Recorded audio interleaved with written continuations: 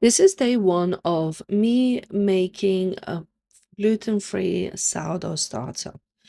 So for this sourdough starter, I'm going to be using buckwheat flour, which is completely gluten-free. So in the glass, I'm going to add a couple of teaspoons of flour, and then I'm going to add some warm filtered water. And then I'm just going to mix it up. As you've noticed, I don't measure it. I always try to focus more on the consistency. And with the gluten-free sourdough, a lot of things that would work with wheat flour sourdough wouldn't work with the gluten-free. So I'm gonna just make sure that my sourdough starter mix on the day one, it's quite thick, definitely not runny, but is still a consistency where I can manage to mix it. So it's all been mixed and day one is done.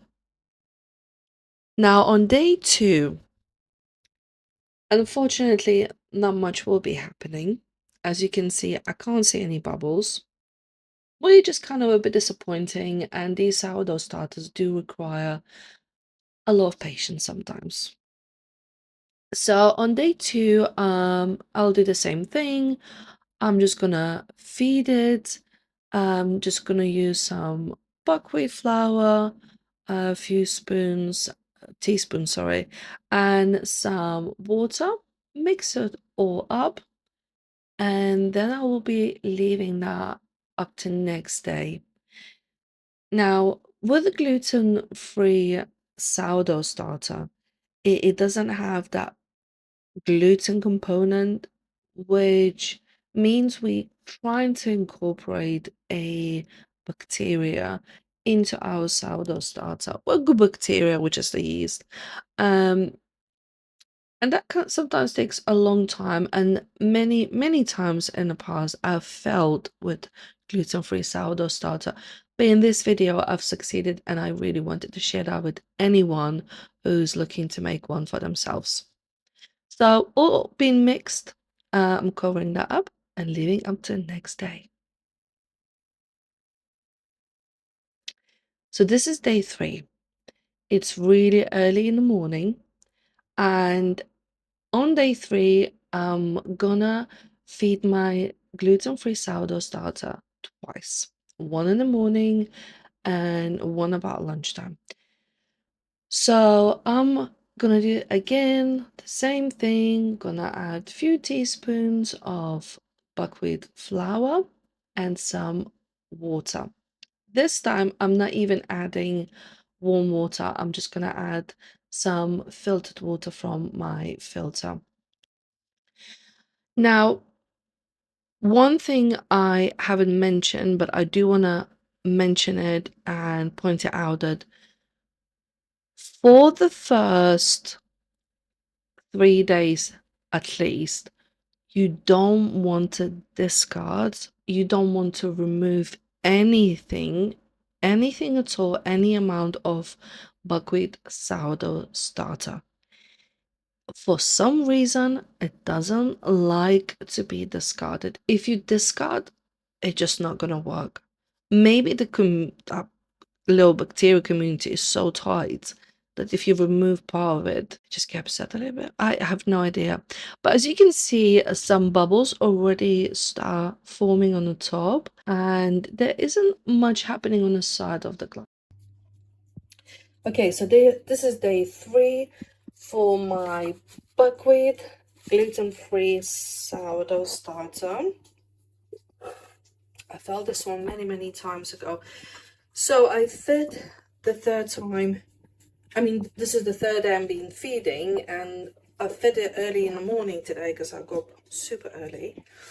And I had a look, and it actually didn't look bad at all. So if you can see, has loads of these tiny bubbles, which is great because that means the microorganisms in the flour, so microorganisms eating sugars in the flour, and they're producing those air bubbles, which will eventually make the sourdough starter light.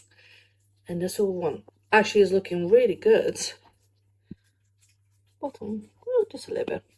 But if you look at the top, you almost see, if that doesn't go flat, it almost goes like that, a bit circle on the top. Right, let's see how it looks on the top. Yeah, it looks really good. So what I'm going to do, I'm going to take a little bit out and I'm going to put in the water. Oh my God, it's actually floating. Cannot believe it. My sourdough starter made with buckwheat flour never have floated. This is amazing. It flows. I've just made a sourdough starter with just normal wheat and I just tried a floating test and that failed. But the buckwheat one, it is kind of, oh, I hope it's not gonna sink. Oh my God, it looks amazing. Oh my God, I'm so happy. So,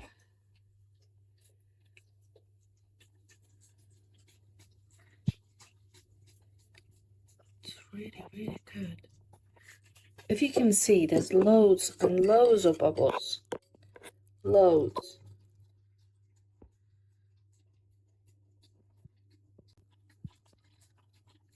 I cannot tell you how happy I am. This is failed project, if I can say so, for many, many times. So I'm gonna feed it again and leave it to rest, and I'll check either late or tomorrow. But what I've noticed with the buckwheat sourdough starter is if you remove part of the sourdough starter, I feel like it doesn't work. It kind of takes away that productivity and efficiency of the sourdough starter. So what I'm doing is I'm keeping it as it is. I'm just gonna feed it well and just leave it. I'm not gonna do anything else. I'm scared. I'm really scared to ruin this. Okay. Right. So I'm gonna add some extra flour. By the way, buckwheat flour is super expensive. I live in the UK and I don't want to lie, but I do think that was actually £4 for 1 kilo. I am not gluten intolerant, but I grew up eating a lot of buckwheat and I do love buckwheat, and it would be nice to have a sourdough starter for gluten-free. Obviously, I'm doing that for my blog, but I also want to try the bread because I can imagine it would be super healthy and just fun to have. So I don't want to use this water, so I'm just gonna, because it has a little bit of a wheat flour as well. So what I'm gonna do, I'm gonna add a bit of kettle. It's not hot water, it's just a tiny bit warm. I'm gonna mix it well.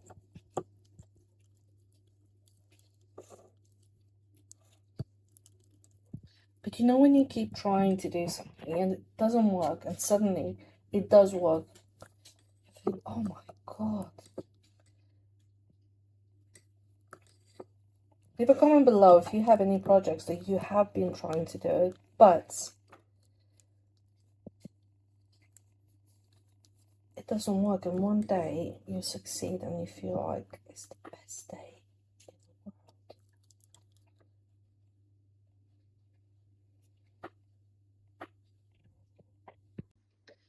If you ask how buckwheat sourdough starter or the buckwheat flour smells, I would say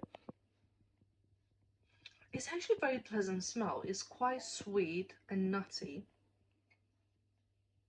It's nothing like the wheat.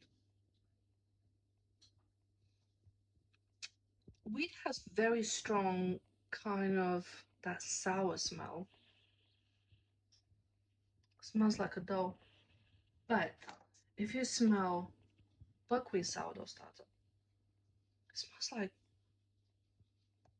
very pleasant and nutty. But I'm very pleased. I fed it again and I'm gonna leave it for now for a little bit and check it later. But if you want to keep it warm, I always keep it somewhere like maybe on the top of the kettle if I'm cooking somewhere near the kettle. So just made dinner, so I might just leave it somewhere warm there. And I'll check it in a bit later. I probably will film update tomorrow morning, which is the 4th day. So this is day 3. I showed that earlier. And look at now. It has grown in the volume even more. This is a buckwheat sourdough starter, which I always manage to fail somehow. Maybe it's the summertime, I don't know. And look at that. Cannot believe it.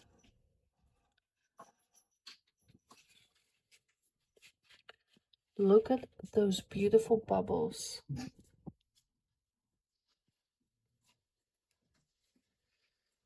They are just everywhere. And I'm gonna do another flow test. And just to double check that it's definitely active. Okay, so I'm gonna do a second flow test.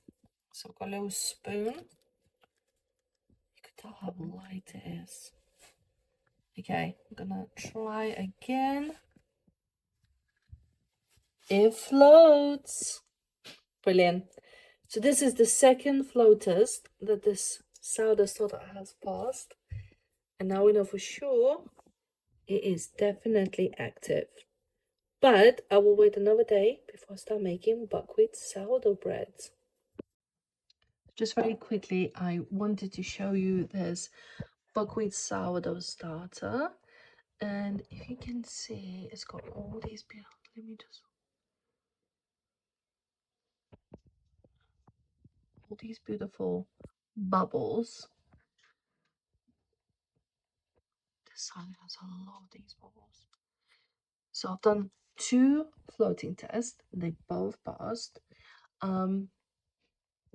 This is actually just a glass. It's not even, this is just a glass.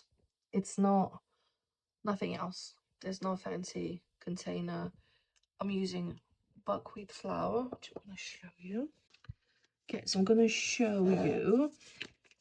This is the flour I used, and it's a buckwheat. So if you don't know, the buckwheat is one of those gluten-free flours. Is super expensive. I believe for this one I paid about £4.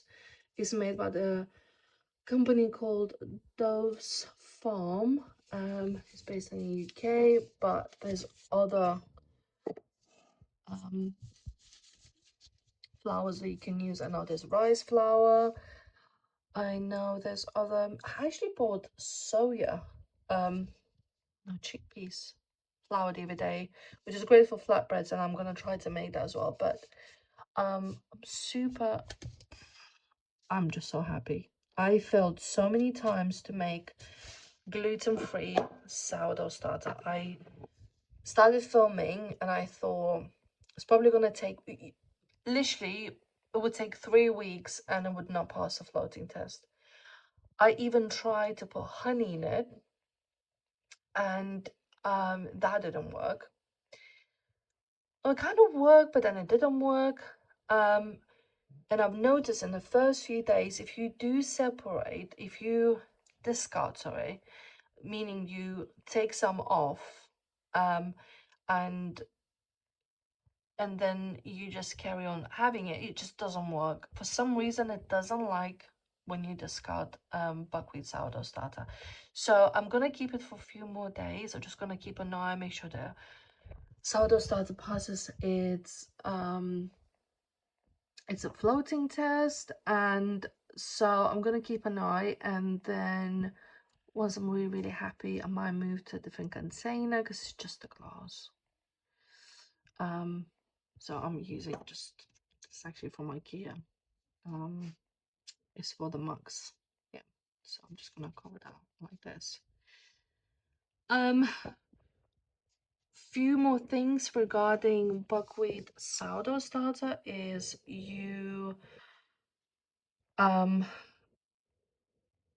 just don't remove any discard until you like really happy with it.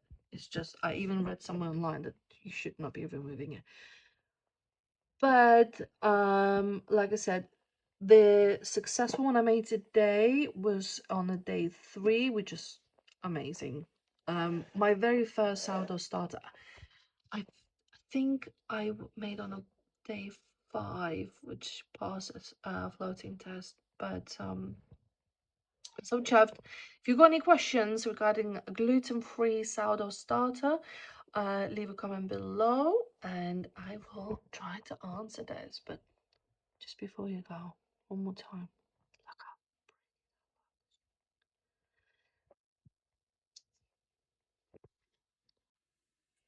Right, so this is the 4th day, and today my buckwheat has kind of pinkish top, which I have seen it before. Nothing to worry about. I think that's quite normal. Still loads of little bubbles, which is great. It has been fed, I would say, well over 24 hours ago. So what I'm gonna do, I'm actually gonna transfer this into a new jar. I wanna have a proper lid. And so what I'm going to do is I'm gonna put quite a bit of flour.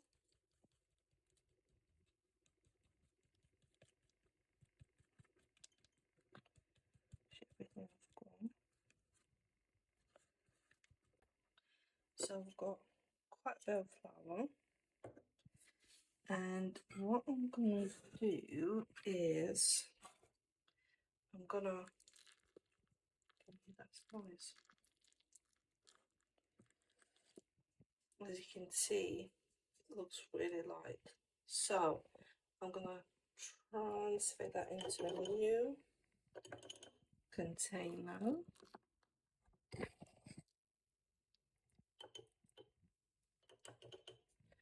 Not everything. And then I'm gonna add some fresh water.